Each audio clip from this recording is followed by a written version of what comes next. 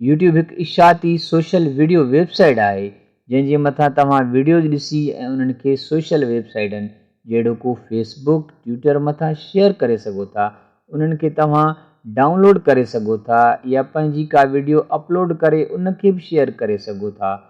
शुरू में माण्हुनि जी वीडियोज़ खे ॾिसण ऐं ॾेखारण जे हद ताईं शौक़ु हुजण करे वीडियोज़ रखिया वेंदा हुआ, पर अॻिते हली ही इंटरनेट ते ऑनलाइन सोशल वीडियो जो हिकु वॾो खुलियल इशाती इदारो बणिजी वियो।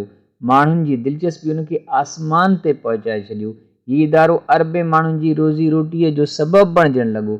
अॼुकल्ह त तमामु घणनि माण्हुनि जी इहा कोशिशि आहे त इहे यूट्यूब मथां पंहिंजी चैनल ठाहे पंहिंजनि सलाहियतनि खे दुनिया जे आॾो पेश करे न रुॻो दाद हासिलु करे पर रोज़गार जो हिकु बहितरीनु ज़रियो बि अख़्तियार करे वठे।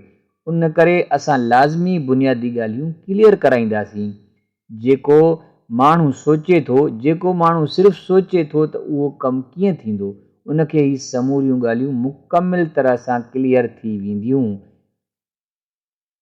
हू घणे अरसे खां ॿुधंदो अचे थो त चैनल कीअं ठाहिजे, वीडियो कीअं ठाहिजे, उन मथां पंहिंजी वीडियो ठाहे अपलोड कीअं कजे, उन खां पोइ उनखे मोनिटाइज़ कराए 1000 सब्सक्राइबर ऐं 4000 कलाक वॉच टाइम कीअं हासिलु कजे। अगरि तव्हां हिन चैनल ते नवां आहियो त तव्हांखे हीअ वीडियो वणे थी त सब्सक्राइब करे बेल बटण यानी घंटीअ वारे बटण ते क्लिक करियो जीअं असांजो तव्हां सां ही सिख्या जो सफ़र जारी रहे।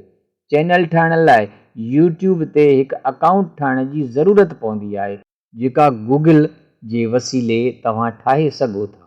उन लाइ जीमेल जो अकाउंट काफ़ी आहे जेको घणे क़दुरु हर मोबाइल हलाईंदड़ माण्हू पाण ठाहे वठंदो आहे या कंहिं ॿिए खां ठाराए वठंदो आहे।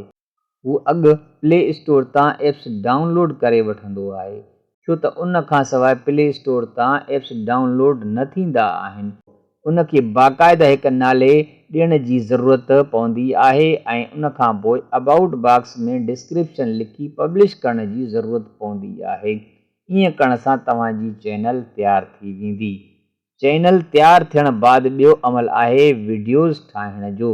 उहो अमल बि ईअं ई आहे जीअं तव्हां अॻ में वीडियोज़ ठाहियूं हूंदियूं, साॻियो ई कमु आहे। बसि हाणे उन वीडियोज़ सां पंहिंजी वीडियोज़ खे इरादे सां, उन शौक़ सां, उन लगन सां, उन चाह सां वीडियोज़ खे शूट करे अपलोड करियो त उहा तव्हांजे चैनल जी ज़ीनत बणिजे, उहा तव्हांजे चैनल जी दुनिया खे आबाद करे ऐं जीअं माण्हू तव्हांजी वीडियोज़ खे ॾिसी पंहिंजा मसइला हल कनि, छो त हर माण्हूअ वटि कंहिं न कंहिं मसइले जो हल हूंदो आहे।